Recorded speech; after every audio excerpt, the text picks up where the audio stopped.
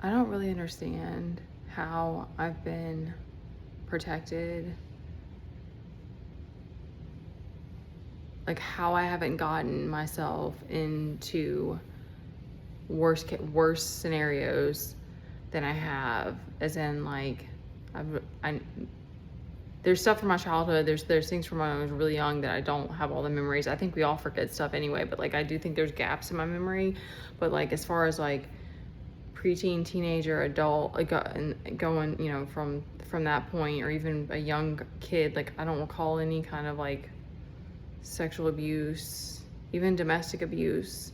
My parents verbally were to each other, but other than that, I don't recall any of that. I didn't have date rape. I didn't date all right. I dated some not great dudes, but, and I remember one circumstance where there was this guy that I was hanging out with, and he was like a mentor type of thing because he was older than me, but I spent a lot of time with him. He was very like philosophical, and I remember talking, and he was like a trainer, but it was all fake. I found out later that it was a whole scam, and I remember talking to my mom about it, and she didn't seem concerned. And I was driving, so I was at least 16, but I hadn't graduated yet, so I was young. And I would go and work out with this guy, and nothing ever happened. One time I remember him putting a hand somewhere, like trying not to give, like, it wasn't like that graphic. It was just like he was giving me a push up and he kind of touched my butt. But it was like, aside from that, it was never anything romantic or inappropriate. And until I remember I cut him off, I remember there was this weird thing, and he was like, I can't live without you. And it was this whole dramatic thing. And I was like, what in the world? And that's when I realized like this whole thing was screwed up from the beginning, and no one was like, hey, you probably shouldn't be hanging around with some older dude because he has other intentions. Nobody. Another instance I remember is that there was a guy at the gym one time that I was going to. Again, I was probably closer to 18 at this point. I know I was driving. I'm not sure what age. And I remember I was working at this sushi place at that point. So I don't know if I was in college yet. And he was hot. He was very attractive, and he hollered at me in the parking lot when I was going to my car, and he was nice. Like, he was like, hey, I'd love to get your number, let's hang out sometime or something. Like, and it was very bold, and it wasn't like inappropriate or anything. So I gave him my number. Again, I was like 16. I was just like, and I used to be, you know, just meeting, I was open to meeting people and all this. Again, I wasn't averse to any of this because I hadn't had bad experiences. And then I remember I was texting with the guy, and very early on, he was like, hey, just want to let you know, I just want to have sex with you. Like, that's it. And I remember being so pissed, but at the same time, it also hit me that it was like, that's wild. Like, but I'm also glad that he said that. I still had to see him at the gym, which was really awkward. I remember saying like, no, I'm not interested in that. But I was like blown away because I'd never experienced anything like that. But I was also glad he at least said that before I got myself into some kind of like horrible situation. There were two other instances. I'm gonna try to wrap this up. This is my point this is about naivety, about like those guys picked up that I was totally blind and ignorant to the situation, or these guys that I'm speaking about, and helped me out in that way. I dated a guy for only about 3 months, and he was moving things really fast, got a house that he wanted to move out of where he was and get his own place and all this. And he was like, I want you to move in and all this. And he was like, it was crazy.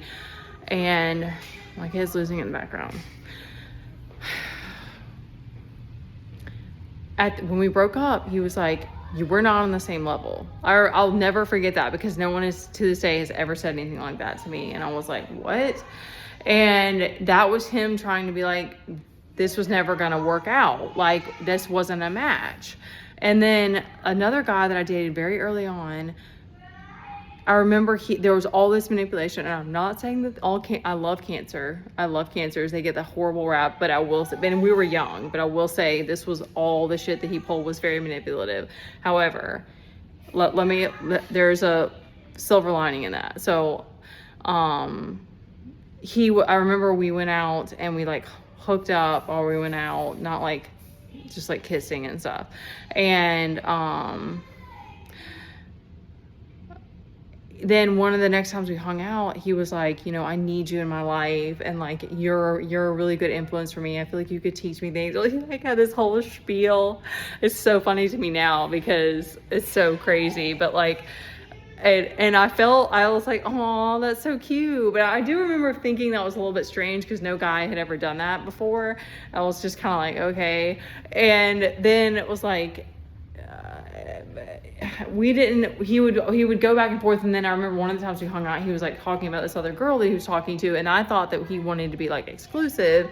And then I asked him when I realized he didn't. And we had a conversation about it. He's like, well, I'm not talking to any other girls, but yada yada. And because like we were getting like physical, it was a very, very strong sexual attraction. We didn't have a whole lot of time together. I was at that point in my life that I was ready to like experience that. And so and that was a summer fling. It didn't last past that. I had to go back to college. But at the end, he told me, I think I spoke about this on another video. One night we were getting together, he wouldn't kiss me. And I was like, that's weird. And then we walked outside, he like told me, he's like, hey, this isn't gonna work out. I'm still in love with my ex. And like, it was just so straight up and direct, and was like, okay, because he picked up very early on that I was really naive to all of these games and all of the whatever the wreckage that he was ready to like put on me. And I mean, again, I was also going back to school, so it was gonna be a long distance. It would have been long distance, but it was like, that's like, I get that like men can do what they want, and like, but like, I feel like I've created an environment where like I'm more about respect than anything else. I don't show up on lives for extended periods of time, or like, and I realized later that like there may be something to authenticity and showing up and still crying, but like I've done way too much of that, showing my emotions. And that's, I can know that being me having to wake up to that needed to happen. I need to be smarter, and I need to be more intentional when I'm showing up. But my point to this is that because all those guys that did that, the one guy was not that long ago, because I dated him, that one of the dudes I was talking about, I dated as a single mom. So he had more opportunity. That was probably the most brave, because he had the opportunity to just totally wreck my life. Like, or just, it would have been easier for him to like get away with some stuff, probably, because I don't know. I say that me being a single mom, I have been very protective as a mom, but like that would have been an even crazier situation. So, all of those guys chose I guess it is the right thing to do, or the right versus the wrong thing to do. And whereas like whoever these people are, this person is that's been heckling me and manipulating me and messing with me from all these different accounts, like, and never giving me the honest truth or you don't have to tell me your whole truth or all of your scars or whatever, or why you do what you do. You could just be like, hey, I've been fucking with you from day one, and I'm just full of lust, or I don't even know what the things are, and just being like, just wake me up to it too, because I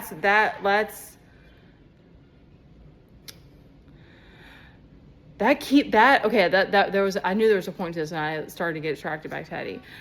That makes it to where, as far as like the spiritual aspect, the divine aspect, the 3D aspect, that clears that out too, because now some shit is going to happen. There is going to be reparation, because you created all this karma. So that was okay. Thank you. I knew there was like a higher reason while I was speaking on this. That's the other part. Like, all those dudes, they didn't get probably any karma for that, because they were real about it. They were like, this wasn't going to work out. And I was like, all right, okay. Like, it's not always meant to, like, anyway. So someone just coming to me and constantly just wanting to use my energy, take my creativity, mess with my head, get my attention has to be the main one. And never clearing the ground, like, yeah, there's going to be payback for that now. Like, we could have cleared this and it not been ugly and messy, but that's not how it's going to be now, because yeah, it sucks for me too that I wasted a bunch of time and all of this sucked a lot of my energy, but like, whatever, okay? Like, you got your laughs and now it's going to get nasty. Women, don't make the mistakes I did. Don't be all emotional out here, because it's not worth the suffering. And there's a lot of people who are ready. So a girl I was just watching, the Queen's House in Winter, go follow her, talked about how people come with their Santa bags. And I was very blind to that. I wasn't aware that, especially, I understand the whole free content thing and people just come in, but it's like, I thought I was still being smart about it, but obviously not. So be extremely selfish with your time, and we don't owe anybody anything out here. Love y'all.